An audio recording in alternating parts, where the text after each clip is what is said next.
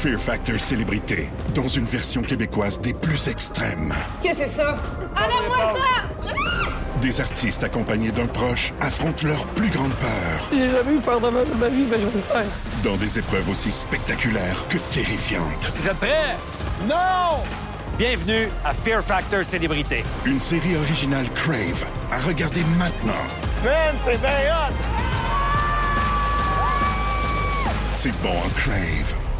Un garçon marche dans son quartier en début de soirée. Un trajet court, un trajet simple. Il quitte un ami, il rentre chez lui et il disparaît. Pas de lutte, pas de cri, pas de témoin clair, juste un moment précis où tout bascule. Stéphane Gauthier, 12 ans. Montréal, décembre 1982. Suspect numéro 1, c'est le balado où on revisite des dossiers non résolus et où peut-être vous avez une pièce du casse-tête. Suspect numéro 1. Crime, mystère, rebondissement. Faites partie de l'enquête avec Marie-Claude Savard et Sébastien Trudel. Suspect numéro 1. Bon, là, Sébastien, on est dans l'épisode numéro 4 et on replonge dans une histoire qui nous a habité, hanté pendant, j'ai le goût de dire, des années. Oui. Sébastien Métivier, Wilton Lubin, Maurice Vien sont des enfants qui sont disparus tous la même journée, le 1er novembre 84. Puis, on a fait une série qui s'appelle Présumé innocent, qui est disponible sur Crave. Un balado aussi, en fait, qui s'appelle Suspect numéro 1. Les épisodes sont dans la saison précédente. Là. Exact. Ouais. Et on s'était rendu compte en faisant ça que c'était une véritable épidémie. Là. Des enfants disparus début des années 80, Ouais. là, il y en avait, puis on n'avait pas assez. Nous autres, on s'était concentrés sur ce qui s'était passé dans la même journée. Mais tu recules 2 ans avant, 3 ans avant, un peu après, puis l'avalanche d'informations qu'on a reçues à la suite de ça, Oui. c'est complètement débile. Puis l'histoire d'aujourd'hui ressemble beaucoup. Il y a plein de points en commun, en fin de compte, avec l'histoire de Sébastien Métivier, Wilton Lubin, comme tu as dit, Maurice Vien. On va dire bonjour à Stéphane Luce tout de suite. Ben, bonjour! Bonjour. Oui, c'est un gros dossier, ça. C'est vraiment Oui. un gros dossier. C'est un dossier qui est troublant. Puis juste, en fait, une parenthèse, c'est qu'à un moment donné, au début de l'enquête sur ces disparitions du 1er novembre 84, on s'était fait dire qu'il y avait quelques cas problématiques de pédophiles dans le quartier. Puis en enquêtant, Marie-Claude, tu te souviens que c'était pas quelques pédophiles, là. C'était des centaines. Population. Des centaines. Oui, il était carrément libéré de l'Institut Pinel. Puis là, souvent, il était matchés ensemble comme colocs, là, des co-chambreurs. Ce qui est une super idée. Fait que, tu sais, c'est un dossier qui croise la désinstitutionnalisation des gens qui souffrent de santé mentale, de problèmes de santé mentale. La loi qui protège également ceux qui souffrent de santé mentale. On vrille beaucoup là-dedans. Puis je l'ai dit dans d'autres épisodes, la Charte des droits et libertés protège tous les citoyens. Dans ce dossier-ci, ça devient épineux. Puis, tu sais, bon, là, on parle de Stéphane Gauthier, on vous a parlé des autres, mais tu sais, il y a le petit Roux Bergevin. Ouais. Il y en a, combien tu penses qu'il y en a, Ah, Stéphane? mon Dieu, il y en a une panoplie, là. Au moins une bonne vingtaine. Une là, bonne je veux vingtaine, dire. Ouais, facilement. ouais. Puis c'est toujours un peu le même modus operandi, c'est-à-dire on a aperçu un véhicule, un jeune qui se promène tout seul, puis ça, c'est une autre affaire dont on avait discuté, c'est que quand on parle des années 80, les jeunes avaient une grande liberté. Ouais. Ils allaient voir les amis, revenaient, et on les surveillait moins dans leurs déplacements. Ils avaient l'habitude de traverser la rue, d'aller. Fait que c'est étonnant de voir le périmètre là, que pouvait couvrir un enfant. Puis on parle de 7 ans jusqu'à 16 ans. Là. Absolument. Mais en fait, c'est un cas, moi, qui m'interpelle beaucoup. Premièrement, il s'appelle Stéphane. Il a pratiquement mon âge. J'habitais un coin que moi, j'habitais à Longueuil. Puis je prenais le métro à 9 ans pour aller voir mon ami sur le plateau Mont-Royal. Moi. Fait que, tu sais, le fait que Stéphane prenne l'autobus pour aller au coin de Saint-Hubert puis Rachel, c'était pas... C'était coutume courante là, à ce moment-là. Donc, si on se concentre sur le dossier, là, on remonte au 21 décembre 82 dans le cas de Stéphane Gauthier, puis on est sur le plateau Mont-Royal. Lui, il passe la journée avec des amis. Oui, il a passé la journée avec 3 de ses amis, en fait.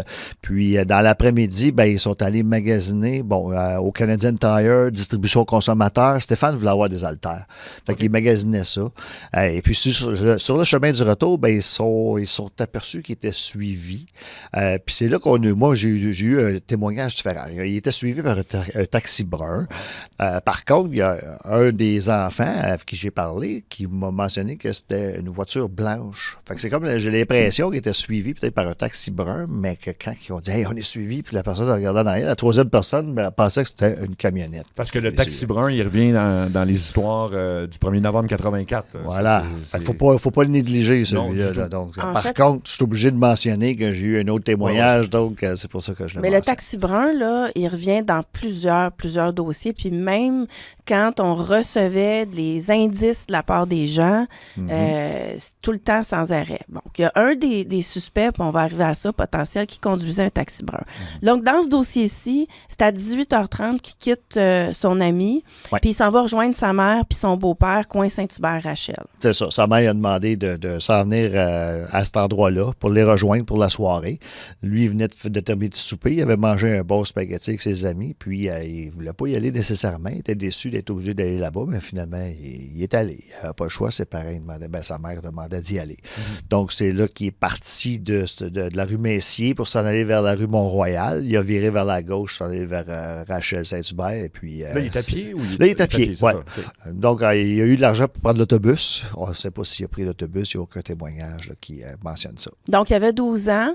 Est-ce que, parce que dans les dossiers qu'on a enquêtés, souvent les policiers disent « Ah, ben ça doit être une fugue ». Est-ce que les policiers ont agi rapidement pour faire des recherches? Non, pas si, c'était à la période des fêtes. Là. Il a été découvert le 23. Donc, toutes ces fêtes, en fait, les parents ont déclaré sa disparition le soir même. Ouais. Et puis, le lendemain, les policiers sont venus le rencontrer. Puis, entre-temps, il a été découvert, rendu au 23. Donc, ça s'est fait vite. Oui. Donc, le 23 décembre 82, 2 jours après sa disparition, Stéphane est retrouvé dans un champ à Ville d'Anjou, à 12 km de son point de départ. Donc, le crime est confirmé, l'enquête est lancée. Voilà. Dans quel état se trouve... En fait, Stéphane a été étranglé, fort probablement avec son chandail, et puis il a été violé. Donc, et puis après ça, il a été lancé nu sur la neige, puis le linge là, a été lancé par-dessus lui, puis c'est tout. Ce qui ressemble beaucoup à l'histoire du petit Maurice Vien, qui lui aussi est disparu le 1er novembre, mais ça a été le premier à disparaître parce que Walter Lubin était avec Sébastien Métivier, puis lui, ils l'ont trouvé, c'était sur la rive sud. La rive sud, oui. C'était à Saint-Luc sur le Richelieu, dans ce coin-là. Oui, c'est quelque chose sur le Richelieu. Sur le Richelieu, mais il a été retrouvé dans une maison. Saint-Marc, je pense. T'sais, on a vu les photos, nous autres, c'est dans le sous-sol d'une maison. Donc, il y a toujours un véhicule. C'est-à-dire que ces jeunes-là, souvent, sont enlevés dans le même secteur. Là, on parle du plateau Mont-Royal, Hochelaga, Maisonneuve, Centre-Sud. On peut faire un genre de grand quadrilatère. Ce qu'on comprend, c'est qu'il y a des voitures taxis là, qui sont souvent vues par des témoins et que quand dépôt il y a, parce qu'il y en a beaucoup qui sont encore portés disparus puis on n'a pas retrouvé le corps, là, c'est souvent à des kilomètres. Fait qu'ils sont enlevés puis amenés ailleurs. Exact. Est-ce que tu sais si, parce que tu dis qu'il avait été agressé, est-ce que la police a gardé des éléments de preuve de ça ou ça a été perdu? Non, ils ont gardé des éléments de preuve, des éléments d'ADN, parce qu'il y a eu des vérifications qui ont été faites avant. Donc, autrement dit, dans le passé, son recul, je pense que c'était en 2006, la première comparaison qui a été faite avec un suspect, que ça se trouvait être un des beaux-pères, un des pères, Stéphane a 4 frères et sœurs, de pères différents. Okay. Donc, il y a un beau-père là-dedans qui avait été testé, puis c'était négatif, donc il n'y avait aucun lien avec ça. Mais avec le temps, ils ont fait plusieurs tests, puis dans ce temps-là, tu perdais un peu de ton ADN, de l'ADN qui était remis pour faire des tests. Fait que là, à la lumière de ce que je comprends, c'est qu'il en reste très peu en ce moment. Mais on a besoin de peu aujourd'hui. On a besoin de peu, mais moi, j'ai peur que ça soit pas qu'il n'en reste pas. c'est parce que ça fait quand même 4 ans qu'MDQ demande au SPVM de faire un move là-dessus. Ça fait 4 ans que la famille fait la même demande, puis ça fait 4 ans qu'ils ne le font pas. Puis qu'ils sont en train de regarder ça. Je vois pas qu'est-ce qui fait en sorte que c'est si long de procéder, surtout si on l'a. Là. On va remettre ça en contexte, okay, juste pour être bien clair là-dedans. Là. Ouais. Dans les cas d'enlèvement, à ma connaissance, là, c'est la première fois que j'entends parler qu'on a de l'ADN à tester. Oui, puis ça n'a pas été perdu parce qu'il y a beaucoup de cas où c'est ça. Il y a des boîtes qui ont été jetées, puis toutes sortes d'affaires épouvantables. Ouais. Donc, la famille, en ce moment, tu me dis qu'il y avait des frères et sœurs. Ouais. La famille est encore très active dans ce dossier-là. Ouais. Toi, tu es en communication avec sa sœur, c'est bien ça? Exact. Donc, elle se bat pour la justice encore aujourd'hui, là, plus de 40 ans plus tard. Oui. OK. Donc, nous, là, quand on a fait l'enquête, probablement qu'on est arrivé au même gang de suspects. Tu sais, on tourne autour du taxi brun, là. On avait un gars qui s'appelle Marc Perron, qui est encore vivant aujourd'hui. Oui. Qui est en prison. Il est en prison, c'est un violent. agresseur, c'est un violent, là. Oui. Ah oui, sur des enfants. Carrément. Même jusqu'en 2015, je pense qu'il a frappé une fille avec un marteau. Oui, exactement, sur la rue, tout à Natacha, fait. exactement. Puis il y en a tué une aussi quand il était mineur, mais Oui. il était mineur, fait que... Et ce gars-là est en prison. Là, on parle du taxi brun qui revient dans les histoires de 84. On avait trouvé le chauffeur du taxi, en tout cas, un gars qui conduisait un taxi brun qui s'appelait Claude Quévillon. Claude Quévillon, qui était le cochambreur de Marc Perron. OK? Beau duo. Oui, parce que ça, les deux sortent. Les deux ont des troubles de pédophilie. mentale. Puis de santé mentale. Non, mais en fait, c'est des pédophiles puis des pédophiles violents. Là. Puis ils mettent cochambreurs ensemble. Fait que ça, en partant, c'est une excellente décision. Puis le problème, c'est qu'ils sont suivis en clinique externe pour leurs soucis de santé mentale, puis la loi les protège d'une certaine manière. Absolument. Parce qu'on va pas prendre, tu sais, mettons qu'ils sont interrogés par les policiers, ça sera pas reconnu en cours parce qu'ils sont pas jugés aptes à témoigner. Fait Comme Claude Quévillon, on l'avait entendu son interrogatoire où il Oui. était complètement fou. Puis il a avoué à un moment donné qu'il avait participé à un des enlèvements ou un des meurtres. Oui. Puis après ça, puis tout ça a été rejeté parce que... Parce qu'il est fou. Oui, puis en fait, je pense qu'en cours d'interrogatoire, si je me souviens bien, Marie-Claude, ils l'ont sorti pour l'amener à l'Institut Pinel. Fait que, fait que même les policiers n'ont pas pu poursuivre leur interrogatoire parce que c'est ça.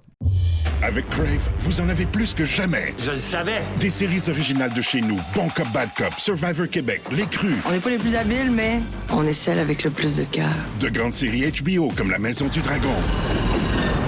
Des films comme Les Furies. Comment, les furies? On va leur montrer c'est qui le boss! Ajoutez à cela les nouvelles de Nouveau Info et une sélection de matchs de la Coupe du Monde de la FIFA.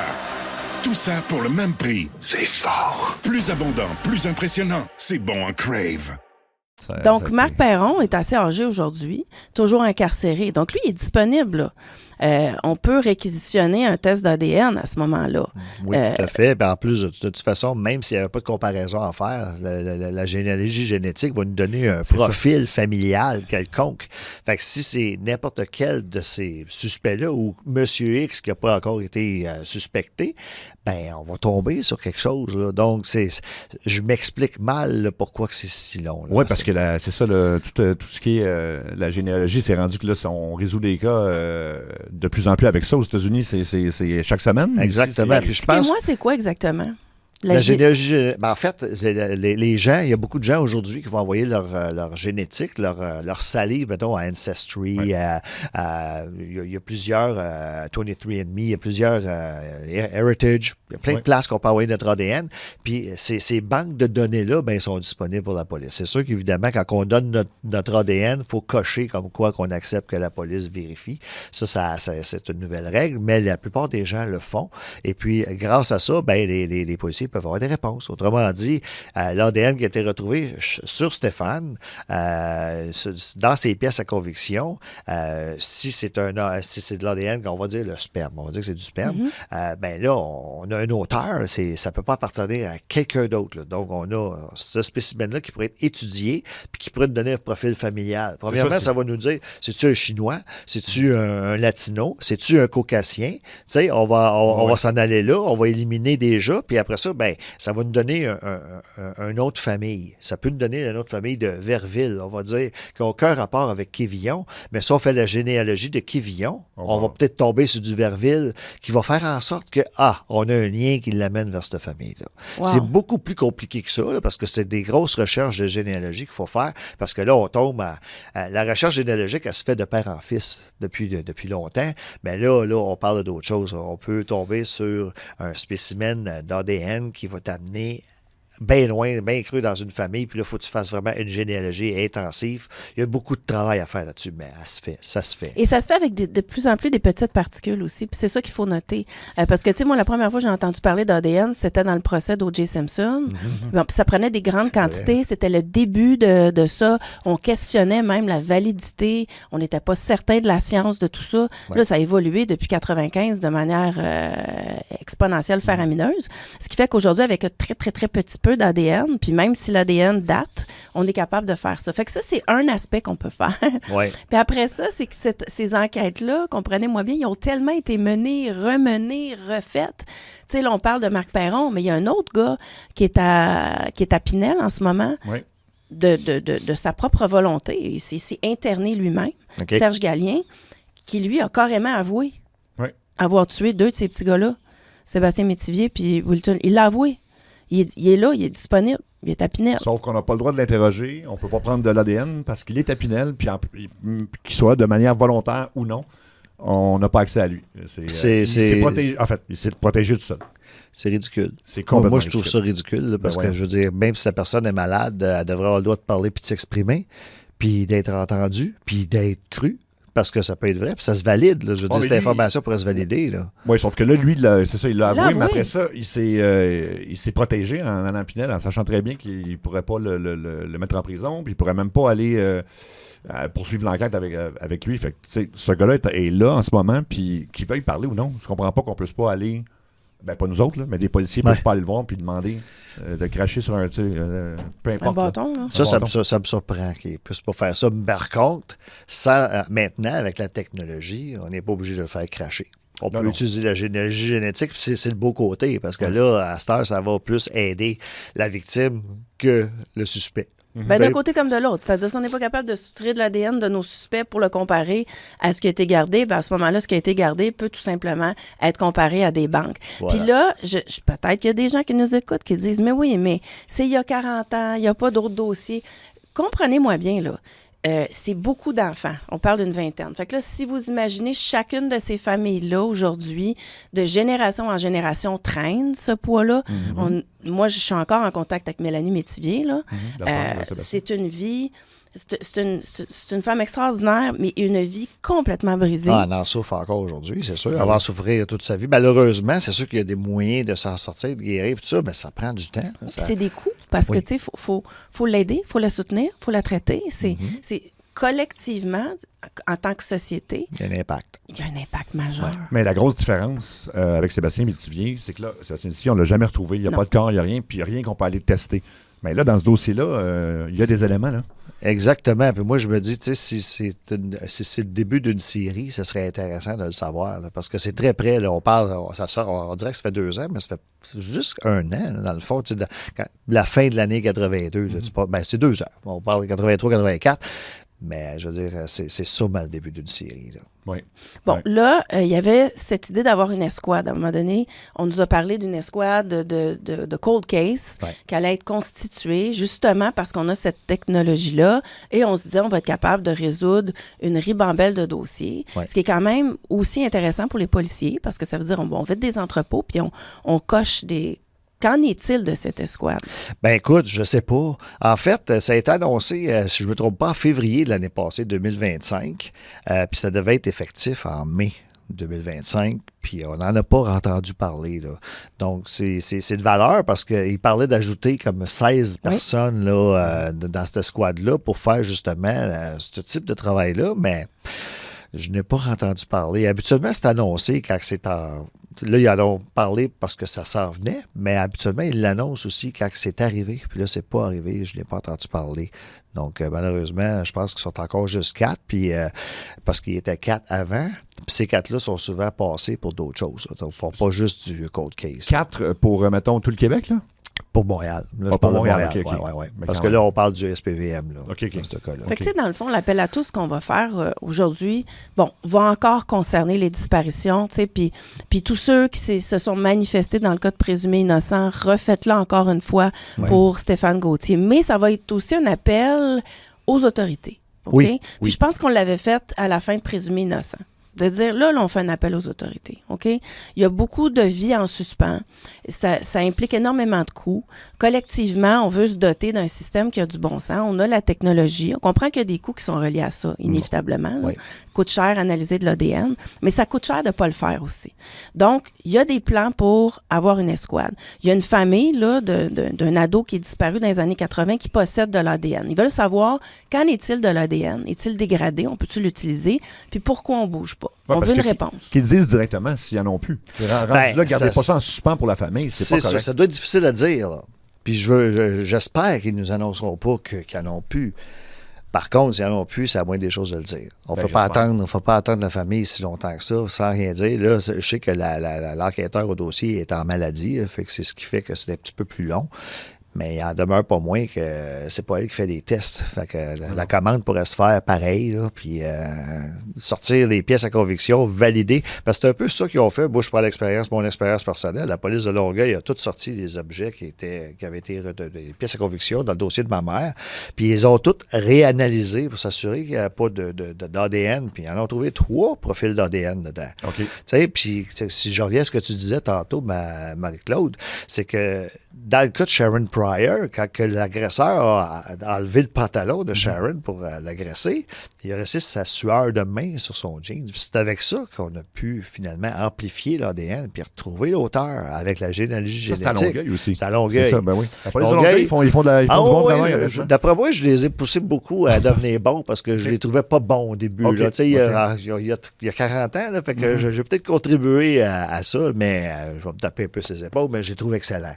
Puis malheureusement, c'est la police qui a dû payer pour ça. C'est pas le gouvernement, puis le gouvernement devrait allouer un montant un peu comme l'Ontario de 1 500 000 par année que l'Ontario a justement pour élucider ce type de crime-là. Des crimes irrésolus qui ont l'ADN dedans ou des femmes qui se font violer, qu'on cherche leur violeur. Puis ça. Donc, il y a beaucoup d'argent du gouvernement qui est envoyé au corps policier, à l'OPP, pour que ça soit fait. Ici, on n'a pas ça. Il a fallu que Longueuil paye de sa poche pour qu'ils soient sûrs de leur coût pour aller faire déterrer quelqu'un aux États-Unis puis revenir avec une réponse. Mais c'est la même chose qu'on demande pour Stéphane Gauthier. Là, c'est un cas qui s'est passé dans les années 80. On veut simplement avoir un test de généalogie génétique pour que la famille puisse faire enfin la paix puis qu'elle puisse dire, elle aussi, c'est coché, c'est fait. Là, on a un profil qu'on a conservé. On dirait qu'avant, on a juste des comparaisons qu'on ne conserve pas. C'est non, puis ça s'arrête là, puis on a perdu ce qu'on a donné pour faire le test. Là, maintenant, il faudrait conserver au moins le code génétique, là, parce que s'il n'y en a plus, au moins, il va toujours bien avoir un code, puis faire l'analyse en généalogie. Non, puis c'est clair, puis si on règle, Stéphane, on va en régler d'autres, là. Ça, c'est carrément, puis c'est ça qu'on essaie de vous expliquer, que c'est imbriqué. Puis il y a plusieurs affaires là-dedans. Quand un dossier date il y a 40 ans, les policiers peuvent aussi collaborer avec des civils qui ont fait avancer. Il y a moins d'enjeux à ce moment-là. On ne parle pas d'un procès qui pourrait avorter parce qu'il y a une information qui est sortie. Puis l'autre affaire très importante, là, c'est pas parce que ça fait 40 ans que ça ne veut pas dire qu'il y a quelqu'un qui est en liberté qui est potentiellement un agresseur. Aussi. Okay? Exact. 100%. Donc, parce que Serge Gallien, là, s'il décide de sortir de Pinel, d'après moi, il sort quand il veut. Là. Voilà. Je sais pas à quel âge il est rendu, mais pareil. Ah, puis il n'y a pas d'âge pour ça, tu sais, on le voit de plus en plus. Puis sinon, le gouvernement, parce que ça, c'est une autre affaire, là, on veut de l'argent pour tout. Mais l'autre affaire, c'est que tu vas le payer en compensation à des familles qui ne sont pas capables de travailler, d'avancer. Fait que, tu sais, c'est pas une question de débloquer, c'est de mettre l'argent à la bonne place. Parce que sinon, de toute manière, tu vas le dépenser en programmes sociaux. Fait que là, c'est un appel aux autorités. Oui. OK? Puis les policiers aussi peuvent nous contacter de manière confidentielle. C'est arrivé plusieurs fois là, à moi et Sébastien, là, pour nous dire où mettre pression, à qui il faut parler. Puis c'est pas pour rien aussi qu'il y a des policiers qui sont en congé de maladie. Ça doit pas être facile de vivre ça de l'intérieur. Certainement pas. OK? Fait qu'on peut vous aider, nous autres aussi. On est médiatique, là. On est capable de bien faire les choses, puis on a ça à cœur. Oui, tout à fait. Puis, comme tu l'as dit, je pense que c'est des règlements qui viennent des patrons là, de la police, pas des policiers en tant que tels. Parce que je pense qu'eux autres, des fois, ils aimeraient ça communiquer de l'information, puis que là, ils se font dire, ben non, tu peux pas dire ça. Puis, après 40 ans, là, de garder des éléments de preuve ou en se disant, hey, là, on dit ça publiquement. Peut-être que celui qui a commis le crime, là, on oublie ça. Là, vous n'avez rien trouvé depuis 82. Là. C'est sûr que pour le commun des mortels, 40 ans, c'est loin. Puis 40 ans, on a oublié ça. Mais non, on n'a pas oublié ça. 40 ans, on ne peut pas oublier ça. Que ce soit une disparition ou un meurtre, quand c'est irrésolu, puis c'est quelqu'un que t'aimes qui est disparu, là, tu peux pas oublier ça, puis tu n'arrêtes pas d'y penser.